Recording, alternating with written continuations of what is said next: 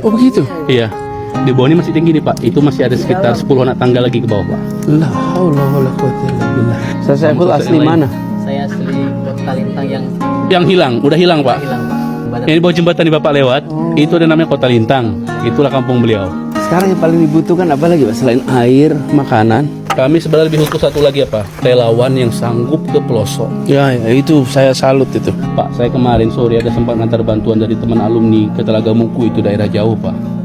Itu orang ternyata saya kira saya paling sedih. Rupanya orang lain lebih sedih lagi. Ya Allah. Kami sedih di pinggir kota Pak. Banyak relawan datang drop selesai.